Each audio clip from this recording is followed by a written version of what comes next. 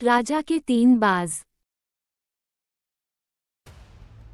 एक बहुत बड़े राज्य में एक राजा राज करता था। उसे पक्षियों से बड़ा प्रेम था। उसके बाग में तरह तरह के पक्षी रहा करते थे। एक दिन उसके दरबार में एक बहेलिया आया और अपने साथ बाज के 3 बच्चे लाया था। उसने तीनों बाज के बच्चे राजा को दिए और बदले में इनाम पाकर वापस लौट गया।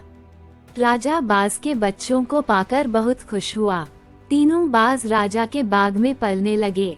जब वे उड़ने लायक हुए तब 2 बाज तो उड़ने लगे, मगर एक बाज पेड़ की डाल पर ही बैठा रहा। राजा ने अपने सेवकों से उस बाज को उड़ाने को कहा।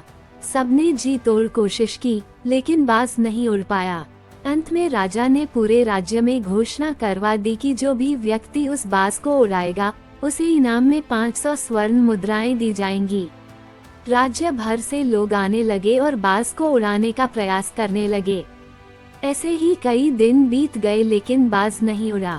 धीरे धीरे लोगों ने आना बंद कर दिया। राजा बहुत ही हताश हो गया। उसे लगने लगा कि उसका बाज कभी नहीं उड़ पाएगा।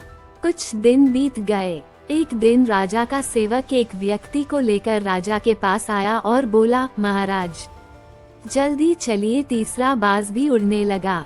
राजा ने चकित होकर पूछा, कैसे? महाराज, इस व्यक्ति ने ये कर दिखाया। सेवक व्यक्ति की तरफ इशारा करके बोला। राजा ने उस व्यक्ति से पूछा, बताओ तुमने ये कैसे किया? कैसे तुमने बाज को उड़ाया?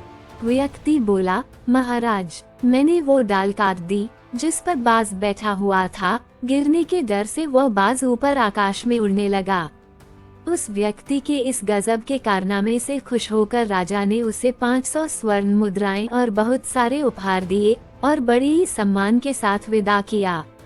इस कहानी से मिलने वाली सीख। दोस्तों, हम सफलता की ऊंची उड़ान भरना तो चाहते हैं, लेकिन अपने कंफर्ट जोन से बाहर निकलना नहीं चाहते। सफलता प्राप्त करने के लिए रिस्क लेना ही पड़ता है, आराम त्यागना पड़ता है और जी जान से कड़ी मेहनत करनी पड़ती है। यदि आप इसके लिए तैयार हैं, तो आपको सफल होने से कोई रोक नहीं सकता। लेकिन यदि आप आज के छोटे सुखों का मोह त्याग नहीं पाएंगे, तो भविष्य की बड़ी सफलता से सदा वंचित रहेंगे।